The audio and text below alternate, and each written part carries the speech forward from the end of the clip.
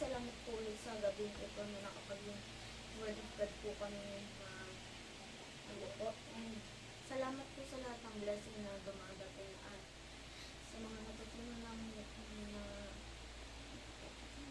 itong gabi na ito. At salamat din po sa blessing na lagi po namin pinagdarasal at na sa health ko din na lumabas ng safe and sound at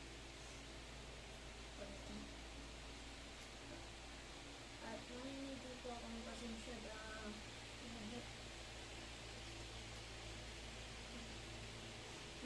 hindi ko po na sa isip ko po ang mga sinasabi ng mama at mga inaano nilang word na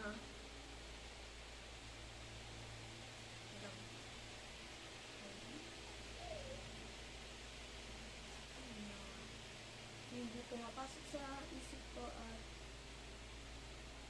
salamat din po sa gabi ito na nakapag-celebrate at let po kami ng this night po ulit lang po. Amen. Okay.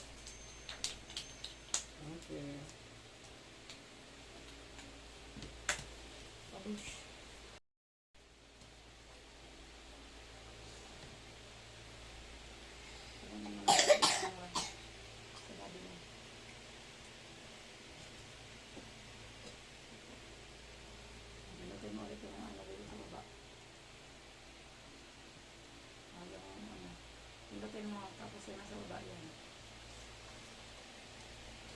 Okay, malis yan.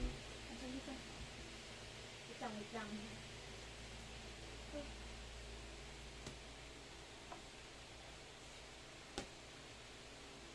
Kung naman, nag-iisip ako ito eh.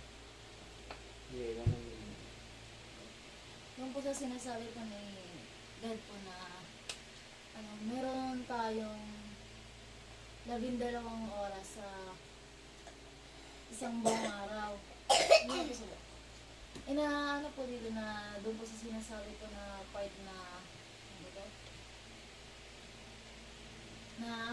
hindi matitisod ang mga taong naglalakad sa umaga na dahil may liwanag. Doon po sa sinasabi po na yun, yung liwanag po na minimini nila is yung holiness, yung spiritual po ng Panginoon, yung presence po niya, yung mga nagtatahak po sa atin na para po tayo, mga taong may pupuntahang landas at kailangan lang po natin ng guide sa atin. Kasi marami na pong mga tao ang naliligaw sa madilim na sa gabi, naglalakad. Minimini po doon sa gabi pa na naglalakad na mga taong ligaw na po sa landas nila na hindi po nila alam yung gagawin nila sa buhay nila na parang nawawala na sila ng pag-asa, gumigive up na sila kung ano ng thoughts na pumapasok sa utak nila. Na iniisip nila na wala silang kakampi pero hindi nila po iniisip na maraming beses na pong nagbigay ang Panginoon ng sign sa'yo. Marami na siyang beses na nagbigay. Gaya po ng mga sign po, gaya po siguro yung mga tao niya na naglalakad po sa gabi. Maaari naman po na may mga taong may mga nagpaalala sa kanya magdala po ng flashlight. Yung flashlight mo na pinimili niya, may mga taong pinapadala po sa taong yun na magturo po sa tamang landas sa Panginoon. Pero mas pinili nila na huwag makinig. Mas pinili nila na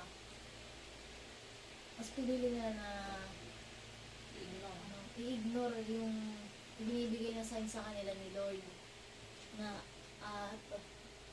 hinahayaan na po lahat ng mga yan. Sa oras po na walang-wala, iniisip na po nila na wala silang kakampi. Yan po yung mga type ng tao na mga nagpapakamatay na po dahil iniisip nila wala silang kakampi sa mundo pa. Pero kung may ipupot mo po yung faith mo kay God at makikinig ka po sa Kanya, kahit saan naman po maglakad, gabi man po yan o umaga, may liwanag po na mag-guide sa'yo sa tatahakin mo po. Basta iput mo lang po kay God yung faith mo at magtiwala ka po sa lahat ng mga plano niya para sa buhay mo dahil lahat naman po ng mga nararanasan po natin ngayon na mga pagsubok, part po yan ng pagiging isang Christian eh, na sinusubok po yung tibay po natin mga Kristiyano no, kung gaano tayo tatagal sa paglilingkod sa Panginoon. Gaya rin po nung tinuro din po sa amin doon na yung sa fire nights po, fire, yung sinasabi po doon, paghahanda po sa atin na sa darating, maaaring sa paghuhukom po natin sa araw po na yon. Yung fire po na inaano po sa atin doon, yun yung heat of love ng Panginoon sa atin, sa ating mga anak niya, sa mga pag-guide niya po sa atin. Kailangan lang po talaga natin na makinig po sa Kanya at tanggapin po natin yung mga pumupunta po mga po ba ito? Mga pumupunta o mga ipinapadala ng Panginoon na magtuturo sa inyo. Gaya po ng maaari po sila kilala po, sila rin din, kasi mga kasama pa natin sa church, maaari pong padala po sila sa atin, kaya mas lalo po tayo napalapit kay God kasi kung hindi lang po dahil sa kanila at mas pinili ko sa instrument lang ako sa mga pumupunta doon, maaari kung hindi kayo napunta-punta doon. Kasi po sa una ko, nag-e-expect po tayo ng malaking bagay na may bibigay po sa atin na sa tingin po natin pag pumasok tayo dyan, mag-isip sa Christian po tayo, magiging perfecto na, mabait na, at maging giginhawang buhay. Pero hindi po, dadaan tayo sa mga pagsubok na ibibigay sa atin ng Panginoon. At sa oras na malampasan po natin yun, doon po masusubok kung gaano po natin kamahal ang Panginoon Diyos. Ngayon po sinasabihin po natin na mahal po natin ang Panginoon. Opo, totoo yan, mahal natin siya. Pero malampasan po natin ang mga pagsubok na ibibigay niya. Papalitan naman po ito ng lubos, liglig na kasayahan at kaginhawaan sa atin. Kailangan po talaga natin ibigay ang ay putang faith natin kay God. Yun po. Okay. Harap pa ka. Ready na sana ako eh. Pinito naman. Pilitin mo yung walang flash.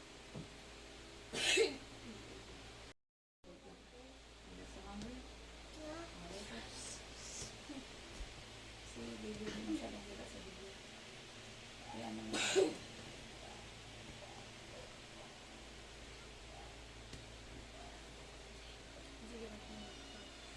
Yung inside ko doon na ulit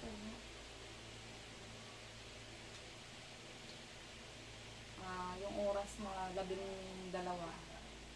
sa buong isang araw. Tama nga yung buhay.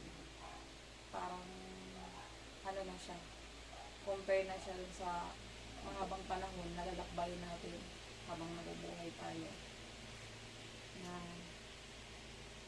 habang kapag nasa pananampalataya tayo,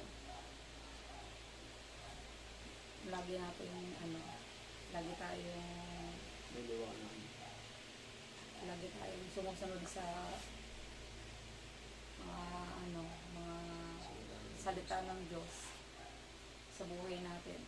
Laging maliwanag yung landas na tatahakin natin. Although may encounter tayong mga medyo madilim na part. Pero makikita pa rin natin yung nilalakaran natin. Kasi yung salita ng Panginoon, yung pinaniniwalaan natin, yung liwanag natin kahit sa pinakamadilim na parte ng buhay natin. Na doon na tayo sa part na madadapa na tayo, malulugmok na tayo, pero may nakikita pa tayong konting liwanag, konting pag-asa na nakatanglaw doon sa daraanan natin. So, makakapagpatuloy tayong maglakad parang sa maliwanag na landas ng buhay. Kasi patuloy tayong kumakapit at naniniwala sa salita ng Panginoong Diyos natin. Yung mga natitisod naman, nasa bili, yung napapalayo kay Papa Jesus na hindi na sila nakakasunod sa mga salita. Marami na silang pagsuway na nagagawa, mga mali. Hindi na marami nang nalalabag. So hindi rin sila nakakapag-pray kasi yun nga, hindi na nila na yung salita ng Diyos eh. Nasa dilim sila, so lagi silang nadadapa. Yan yung mga tao na negative mag-isip na minsan, pag ganyan na yung problema, malaki or mababaw na problema, ginagawa na nilang napakabigat na na instead na mahanapan nila ng mas madaling paraan, maisipan nila ng makapag-isip sila ng mas maayos na paraan paano masolusyonan yung problema nila. Nagiging nagiging aburrido na sila, magagalitin, tapos nagiging cause pa na minsan Kasalanan. sisihin na sila hanggang sa papasok sa isip nila, mag-suicide na kasi muntugan na yung buhay nila kasi madilim na. Matitisod sila palagi dahil walang tumatanglaw sa daraanan nila na liwanag kasi napapalayo sila kay Papa Jesus. Ikaw mo naman rin sa insight ko. May ikot pala to. Ay ko. Okay, post mo yun. Wait lang po, sandali lang.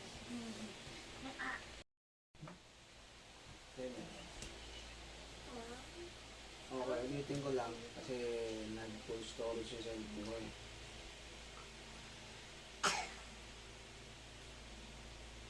Ang insight ko rito, ang Panginoong nagsupuesto ko ng salita nun. Merong 12 oras na maghapon. Kaya ang naglalakad ay hindi atutiso dahil sa kanyang liwanag. At ang naglalakad naman sa gabi ay natutiso dahil wala sa kanyang liwanag. Isa lang ibig sabihin nito ng Panginoon. Hanggat nasa iyo ang liwanag galing sa Panginoon. Magandang balita, magandang salita galing sa Panginoon. Hanggat may liwanag ka, kahit saan ka maglakad, kahit saan ka magpunta, hindi ka matitiso. Kahit anong problema ang dumating sa'yo, basta meron kang liwanag na nagagaling sa Panginoon, sa salita ng Panginoon. Hindi ka matitisod kahit anong lubak ang nakaharang sa daan. Kumbaga, inaano niya na magpatuloy ka sa paglalakad, magpatuloy ka rin sa pananampalataya sa Kanya, dahil yung pananampalataya na yun ang bibigay liwanag sa iyo para hindi ka matisod sa buhay, sa problema, sa hamon ng buhay, para hindi ka madapa o matisod ba. Kailangan mo ng faith, liwanag mula sa Kanya. And yung mga tao naman na natitisod, ayun yung mga walang liwanag eh. Kumbaga hindi nakakakilala sa Panginoon, na naglalakad sa dilim.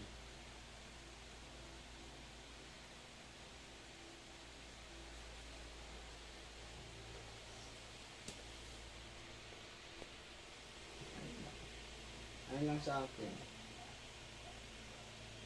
Kumbaga